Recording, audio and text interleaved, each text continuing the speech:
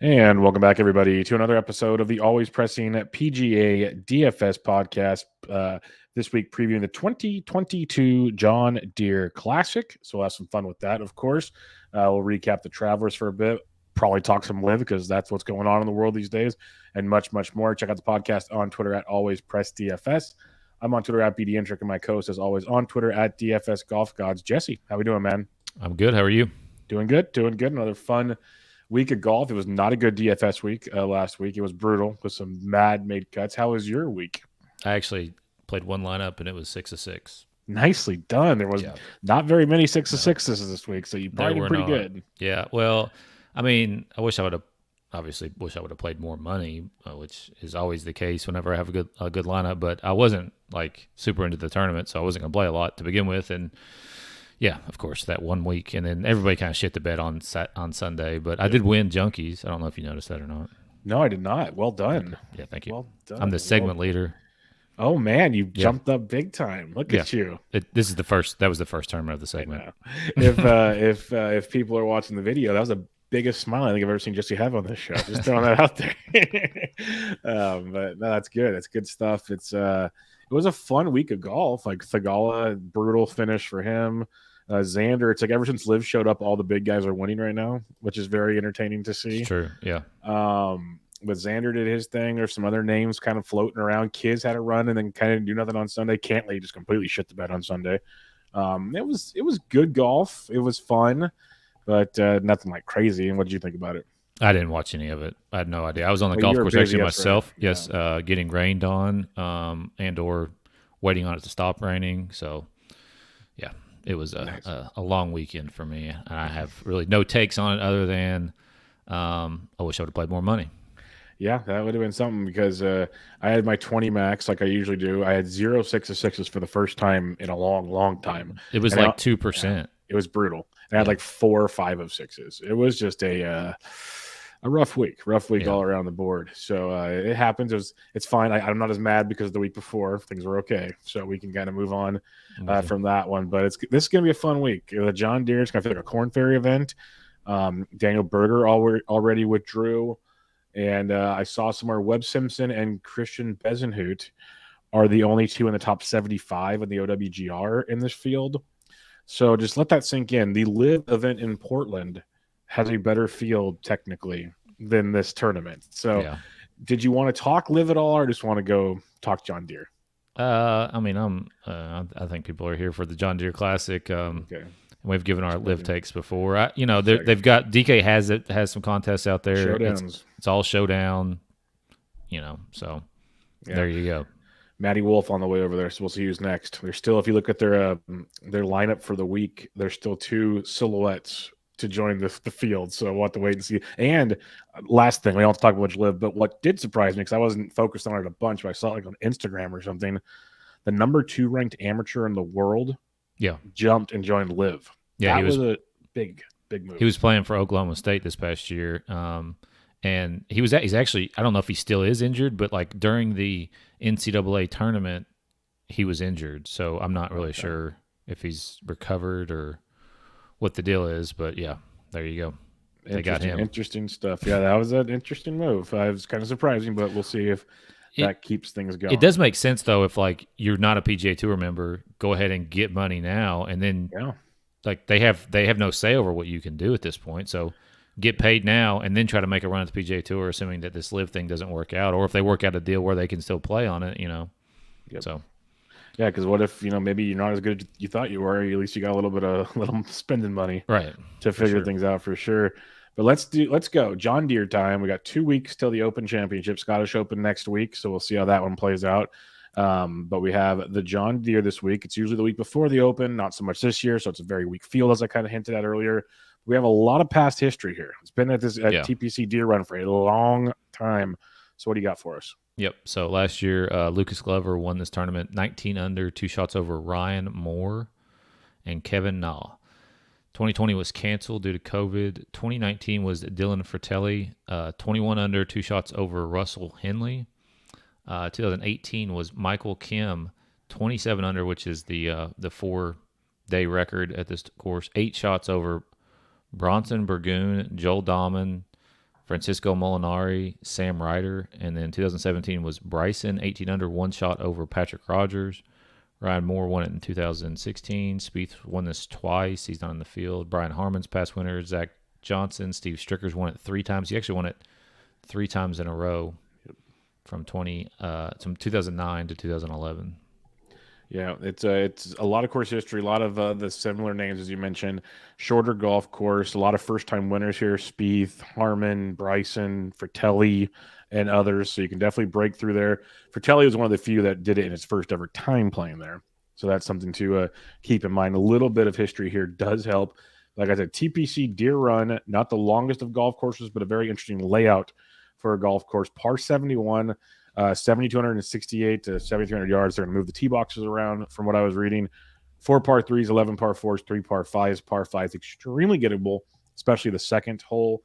It's got a eagle rate of 4%, a birdie rate of almost 51%. So if your guy's not scoring there, maybe look at live showdowns. I don't know. But that's how I would look at that. A lot of these holes, you have a handful of par 4s that have 20 to 25% birdie rates because they're under 400 yards. But the par 4s, the 11 par 4s are quite spread out. That's what I'll say. You have a couple under 400, some of the 450, 450 to 500. So it's not like just one bubble to look at per se. They have it spread out quite a bit. Approach game, as always, is very important. Par 3s are very scoreable. The fairways are decent size. You need to hit them, though. And most, I think I read 65 to 70% of the players will hit them because the rough is like the only penal thing at this golf course. It's tree-lined fairways, but big fairways. Rough is like 4 inches thick, and that's going to eat you up. There's rough around the greens, but the greens are very large in size. Greens and regulations are usually not an issue here if you're hitting out of the fairway, and that's why Jesse mentioned such great scoring. It turns into a kind of a putting fest at some point in time. But a lot of your approaches will be about 125 to 150, give or take. You want to nail par 5 scoring. Par 4 as a whole is important, but you don't have just one set bucket, like I said.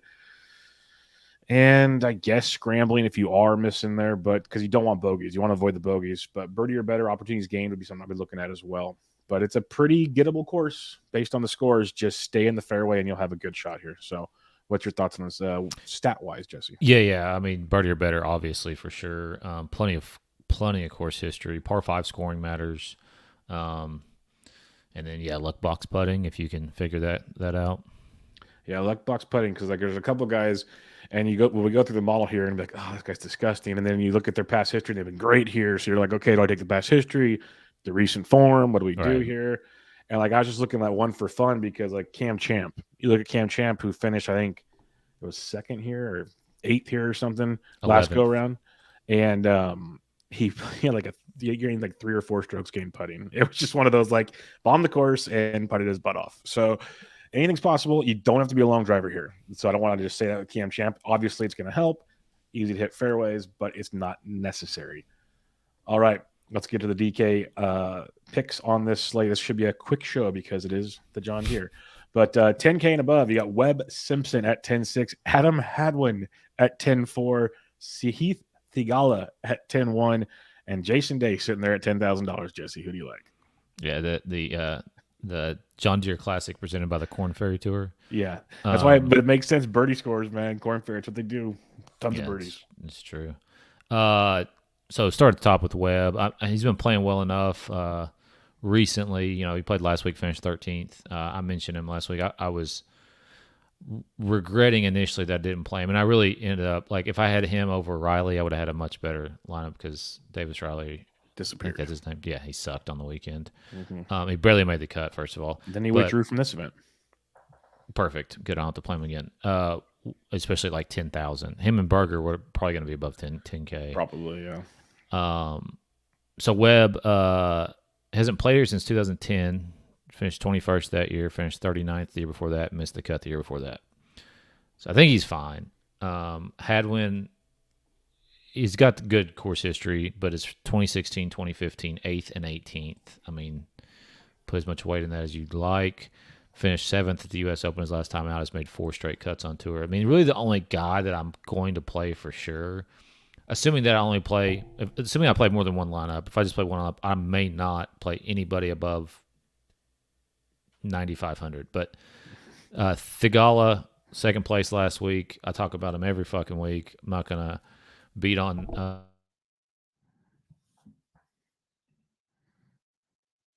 And we lost Jesse. Okay, I can hear you. We're good. I can hear you. You're good.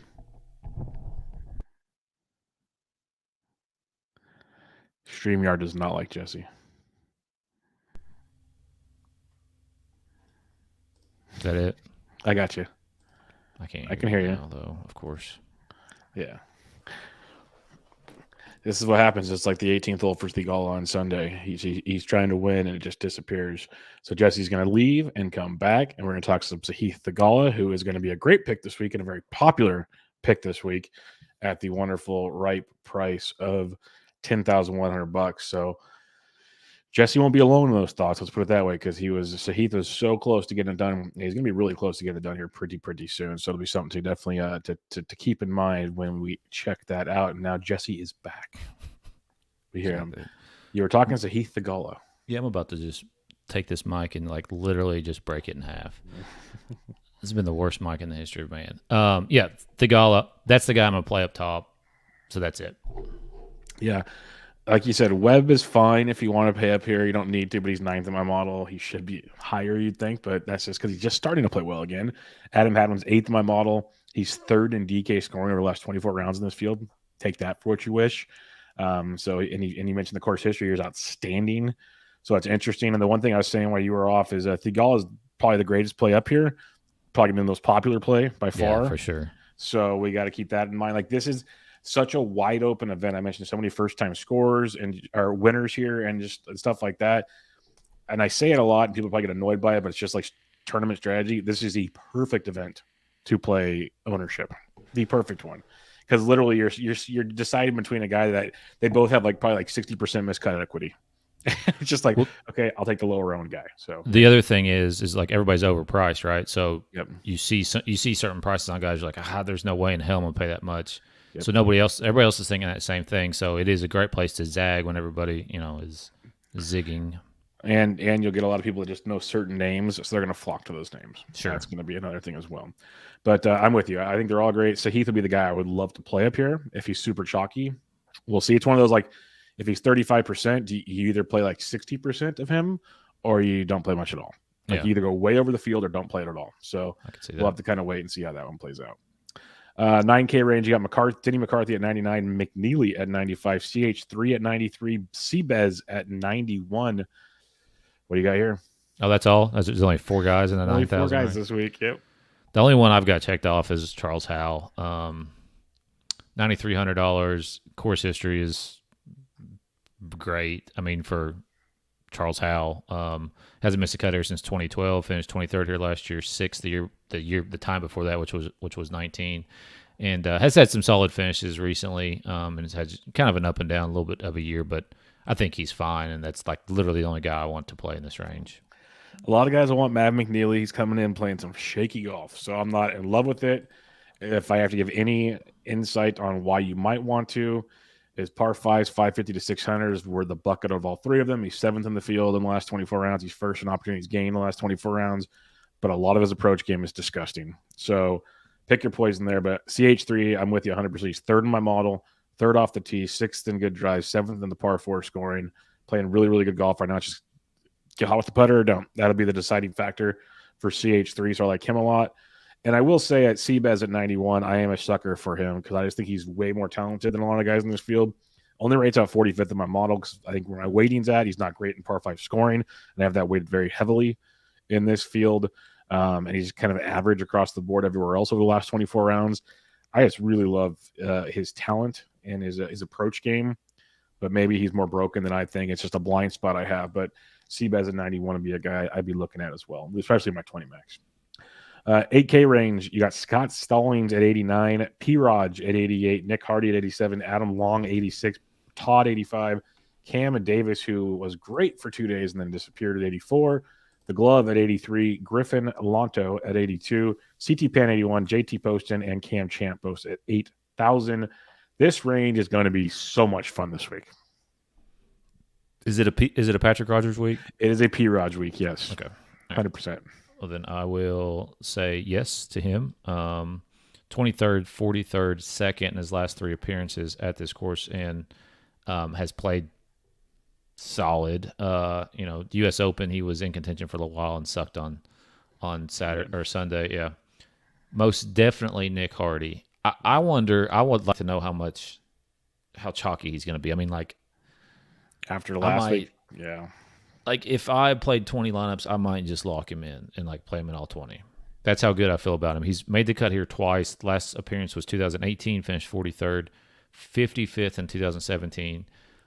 Coming off injury, so he's had 3 starts now. He's made all 3 cuts. 35th Canadian Open, 14th U.S. Open, 8th Travelers Championship. So you can kind of see where that's going.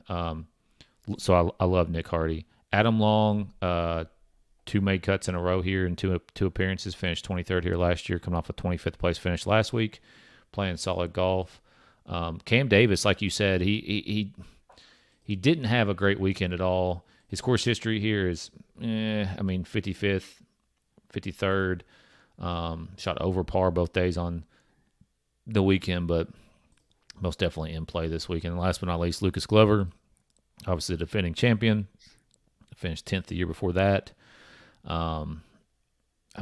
He's just Lucas Glover. So, he literally could finish last, or I could see him in the top 10. He gets that about most of this field, so I'm 100% with you on that one. Yes, P. Raj, we go back to the war. Recent form, course history, 31st in my model. He's 5th in the par 4 scoring, 9th in DK points. I'll go to that well. Nick Hardy, 100% with you on that. Adam Long, been riding that train as well. I actually thought Adam Long might be more expensive in this quality of a field, to be honest, but here we are at $8,600. Cam Davis, I'm going back to that well. I mentioned it last week. Really good on short courses. And in this field, he's 5th in approach for the last 24 rounds, 4th in the par 5 scoring. We're looking at 9th in opportunities gained. It's just keep it in the fairway off the tees. You have a lot of chances to do some damage and go really, really low. So I like that for Cammy Cam. You mentioned Lucas Glover, no problem there. The next 3 guys rate out really well for me. Lanto Griffin crushed Souls last week. Crushed Mini. He just played so bad. Back-to-back missed cuts now. So the recent form is just dreadful from Lanto. And he played her in 2018 and finished 60th. So not great here. But he's 2nd in my model, which is terrifying. Great on par 5s. Great on the par 4s here. 1st in DK scoring in this field of the last 24 rounds. So take that for what you want. The overall form has been really bad, but he rates out really good. So go figure. Around the green is what's crushing him. That's the only stat that looks horrible right now. CT Pan's another guy that I just keep coming back to at $8,100. He coming off the miscut last week as well. 2 made cuts prior to that. And when you look at this event, miscut last year, T34 2018. Really good approach game from CT Pan. So he's a tournament play. And last but not least, JT Poston. Great week last week. And he's 4th in my model, 4th in DK scoring, 1st in par 4 scoring. Get hot with the putter, and Poston can do some things here. And when you look at JT Poston, back-to-back miscuts here, then a T65 and a T64. Not good course history, as you know, but 2nd last week, miscut 37th. Sounds like JT Poston to me. But we know on these kind of courses, if he can get it in the fairway and get hot with the putter, he can go really, really, really low. So at 8K, he's a tournament play as well. Let me ask you about this one, because he rates out really well, and I cannot click the button. But Scott Stallings is looking very strong. And it's a weak field where he usually shows up, it feels like. See, that's that guy. That's like that guy, that price. Fuck me. Am I going to pay that much for Scott Stallings coming off the 8th place finish last week? Yep. He is literally boom or bust. 8th 4 of his last 5 cuts here. 8th place, miscut. 4th, miscut. 25th, miscut. 13th, 16th, 42nd. What makes the cut? Good things happen, folks. That to me would be an ownership play, right? So if he's going to be chalky, I'd be a guy that I would avoid. If he's not going to be chalky, I would. Yes, I agree with that 100%. That's why I wanted to bring him up, because he's so tilting, but in a tournament, he's what you're looking for. Because the one thing that people get tilted at, since it's a quick show, I can give 2 minutes of time here. People get annoyed by miscuts. Yes, it sucks. No doubt about it. Sure. But what you're doing here is trying to get leverage on the field, because if he does make the cut, you're going to jump so many people. The whole idea of a GPP is to win the whole thing, not min cash. If you want to min cash, go play a cash game. Mm-hmm. That's the idea. So you have to take annoying chances like this. I talk about it in baseball. We talk about it in football. And that's why guys like Scott Stallings, as annoying as they are, when Jesse read off his last 10 events, when he makes the cut, he's probably in some of the top 10 lineups. based on where he's finishing because no one rosters him. So that's the ownership idea, and this is the perfect week for it. A lot of these lineups are not going to feel good to make at all, but Right. that's where you're going. That's why Cam Champ, as bad as he's played, we've seen him win like once or twice a year, and that's the kind of stuff you're looking for. So keep that in mind when you're building lineups, and if you're looking at ownership, if you have questions in the Discord, or you're tilting on Friday because the guy's missing the cut, that's the risk you have to take to win a tournament. That's just the bottom line. So just remember that when you're doing it. For sure. 75 to 79, you got Streelman, Reeve, Lahiri, Svensson, Shank, Smalley, Gim, Fratelli, Taylor, Griot, Laird. I have too many guys checked off here, so who do you like? This is Start disgusting. With Reeve at 79, 18th here last year. Missed the cut the year before that, but made a bunch of cuts in a row before that one missed cut in 2019 or 2018. 8th last week, 27th the week before that. Missed the cut to Byron, but had 2 straight top 15s before that. So playing very solid right now. Ches is. John Howe, I know you mentioned him last week, and he finished 13th. Had a really good week. I think maybe Mayo was on him too, but he was still like only 2% owned. Maybe he wasn't. I didn't listen to Mayo, but I saw a tweet. He's always on him. That's his boy, Johnny question marks. He just likes. I think he just likes to be able to. Yes, I think he likes to be able to tweet out that fucking whatever that show was. It's Al Borland. Home Improvement. Yeah. Yeah. That's 90s kids. Yes. We realize that. We watched that plenty. But decent course history, 50th, 7th, miscut, 64th, 50th, miscut. I mean, it's John Huss, so It is what it is there. Sevenson at 7,700. He finished 18th here in his only appearance back in 2019 and has made 5 cuts in a row on tour with 2 straight top 25s. Doug Gim at 7,600, 18th here last year. Coming off a miscut last week, but I think he missed it maybe like right on the number. Was that a par 70? Last week at Travelers? Yeah. Yes, it was. Okay, so he shot 1 over. I can't remember what the cut was. The cut was minus 2 under. 2. Yeah. 2 under. So he wasn't that far off. 18th the week before that his last tournament before that, which was the Canadian Open, 60th in Memorial. He's just another one of those guys that's kind of like, if he makes the cut, he could make potentially a run. And then last but not least, man, and I think he might be chalky because I feel like this is an underprice in this field. Martin Laird, especially after the way he played last week, finished 13th last week. Didn't have a great Sunday, but was started really hot. Shot 63 out the gate on Thursday, and has made all 3 of his cuts at this tournament. Yeah, no, this is a range that. I love Reeve. He's fifth in my model. Big fan of him. Like, there's no if you're on Fantasy National people, there's no red or pink on his sheet. Like, he's one of the few guys in this field where it just looks great. Johnny Hutt is first in my model. It's even better. He's third in opportunities gained in this field, 70th in DK scoring. So I like both those guys quite a bit. A good pivot is going to be Kevin Streelman at $7,900. This is a guy, a Midwest guy that you'll good history here. Miscut last year, been T7, T44. Really plays well on short courses. T25 last week at the Travelers, back-to-back miscuts, T41 at the PGA. Definitely a tournament pivot, and a guy like Kevin Streelman. I think Lahiri's another guy coming in really rough form, so that might get some ownership off him. 3 straight miscuts.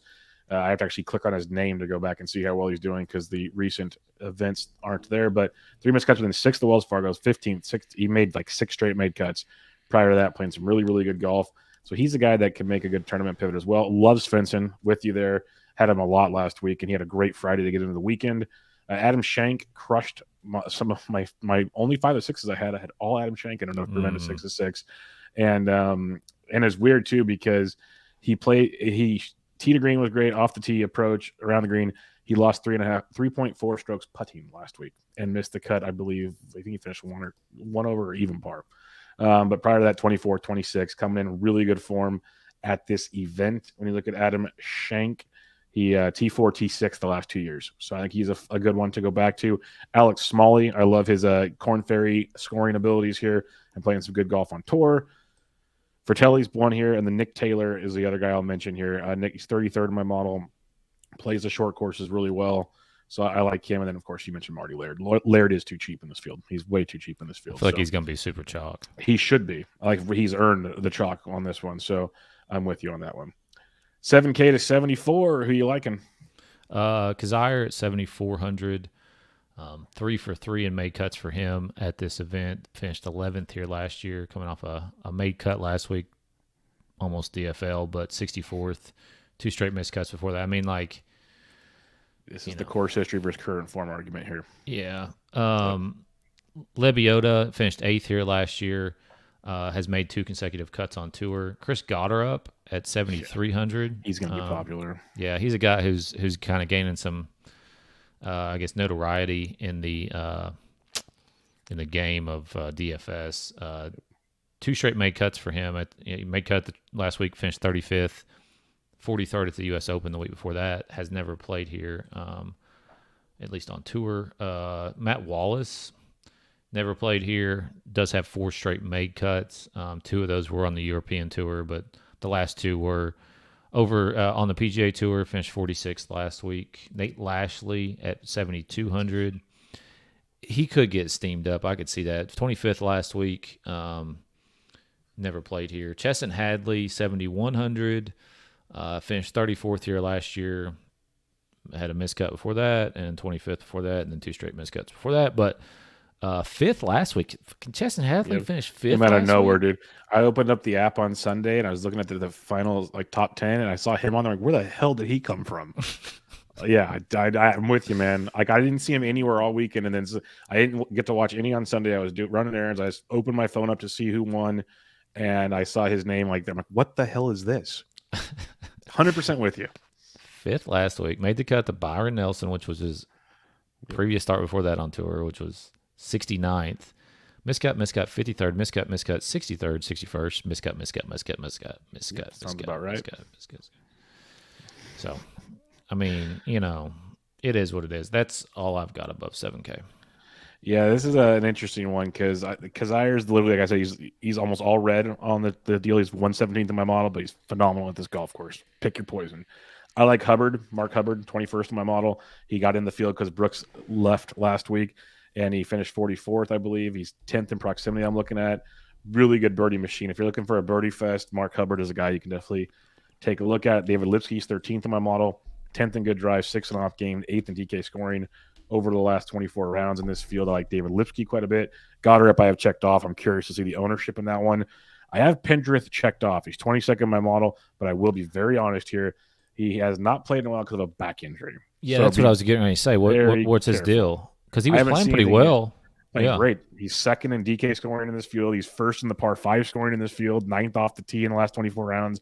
I checked him off to remind myself when I make my lineups to look at him, but I'm also, if there's no reports, I'll probably just back out. There's so many options in this field. But he's a dude that could easily go low if he is healthy. Well, he would be worth, like, if you're playing 20, maybe 1 lineup, and if you're playing 150, you maybe put him on 5 or 10. Yep. I mean, it's worth a shot. If he hadn't been injured, obviously, but he would probably be like 9K because he was playing that good. He was playing pretty well. Yeah. So you're getting a discount if healthy. It's a big if. Back injuries in golf, man. Exactly. Never good.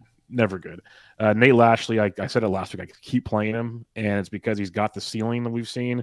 Also has a big floor, but 16th in my model, 9th in the par 4 scoring, 11th in DK scoring. I think he should get steamed up. We'll see. He never does. He's really good. Another guy similar to Kazire, if you're going to go recent form versus course history, Zach Johnson checks the box. He's playing not great golf, but you look at this event with ZJ here at 7,200. He's got at least 5 straight made cuts from what I can date back to. 37th is his worst finish, T5 in 2017. But problem is recent form, miscut. T23 at Charles Schwab, miscut over his last 3 events. So see what you want to do there.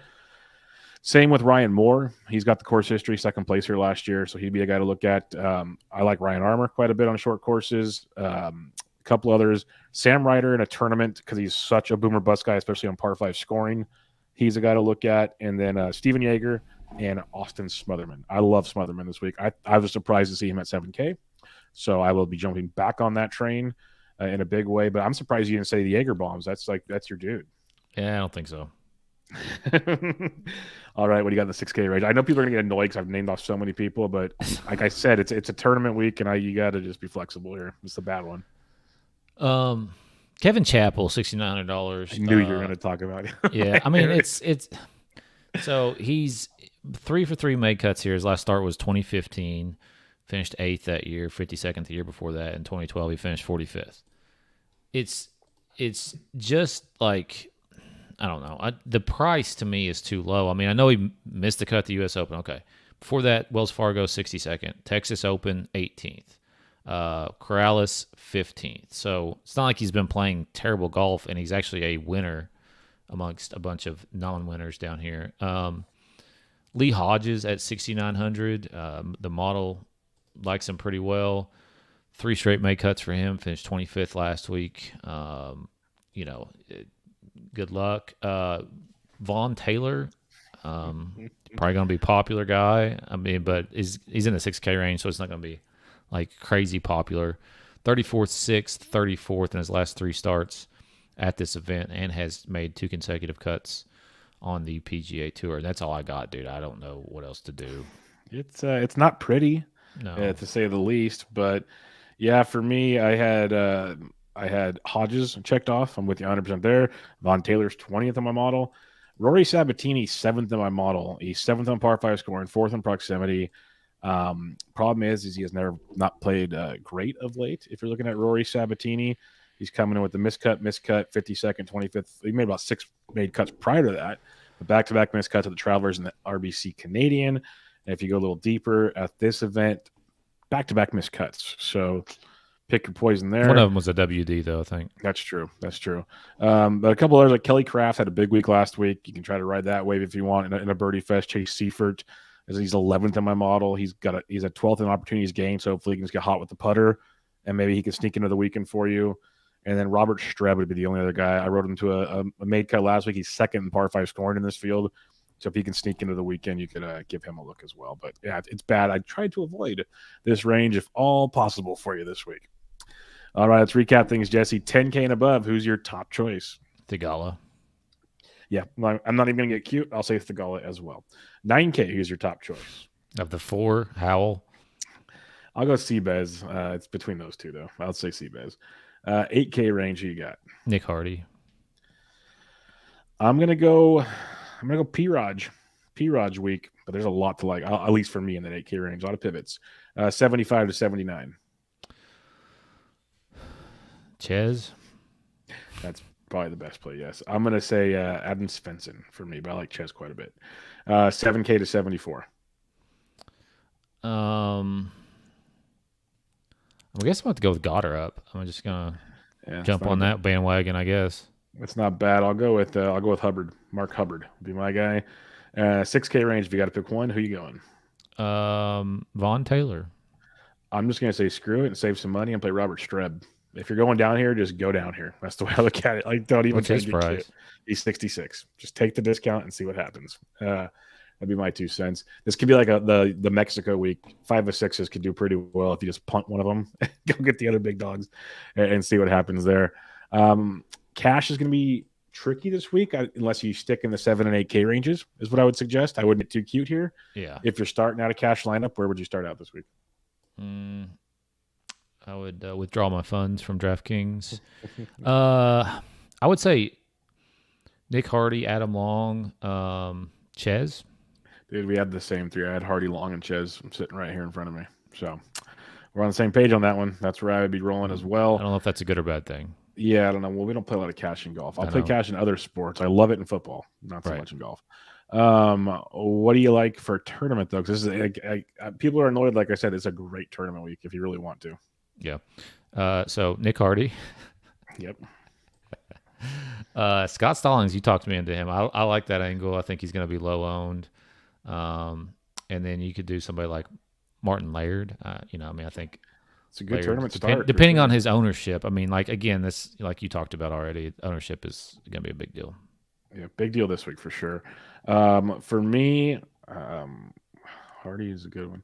I'll try to be different to give people a different approach here. Give me Cam Davis with some Ches Reavie and Mark Hubbard. That's where I'll go with those 3. That allows you to do all kinds of stuff. You could have a lot of fun in this one, but it's going to be a fun week. If you have any questions, hit us up in the Discord because I finalize my lineups on Wednesday. I kind of wait for ownership to funnel out. Like, I reserve my contest now and see where it goes, but I'll do my 20 max like usual. and play around with it from there. But any final thoughts, Jesse? This is people make fun of this week, and I get it. The field sucks. Oh, my bad. I was just focused on 20 max. Let's get into golf bets. This is a great week for first time winners. Adam Hadwin is the odds on favorite at DK Sportsbook at 10-1. Who do you like this week, Jesse? Can you imagine betting Adam Hadwin at 10-1? Sahith is 25 and Hadwin's 10. That is just wrong. Yeah. And even Sahith at 25, I don't know if I want to touch that. Jason Day's 35. See that? I mean, that has more merit to it, in my opinion. I'd rather play him at 35-1 than on DK at 10,000. Yeah, I was gonna say Scott Stallings, but I mean, like maybe a top 10 bet on Scott Stallings or something like that. Nick Hardy at 40, Ches at 45. I like what I looked at. Shank there at 60. So yeah, I mean, that's kind of where I'm looking. I'm just gonna if we got to get weird with it and look for first time winners. I don't believe he's a first time winner. I believe he's won before, but Nate Lashley's a guy that can run hot at 65-1. That could be a fun one. But guys like Alex Smalley at 80-1, he's a younger guy that's been playing some really, really good golf. So you can see him run hot or at least get like a T10 potentially with Smalley. Other than that, though, it's tough. Like, do you think Jaeger runs hot? Do you think Mateus Schwab runs hot? Those are kind of the options you're looking at here. But I wouldn't be shocked if we see some of these dudes near the top of the leaderboard. Like I like the Laird call at 70-1. That's got some appeal to it. Yeah. And Vincent at 65. Like that little range there, at least like maybe 10 or 20 bets, you're going to get some fun names coming through for sure. Yeah. I mean, between 40 and 70, there's some decent. Some live darts on this field for sure. All right. Probably not a bad one to live bet, though, too, really, to be honest. 100%. Like, see how the waves go, because I haven't even seen weather yet. I don't even, it's the Midwest. Anything can happen. It's probably humid, and who knows what's going on.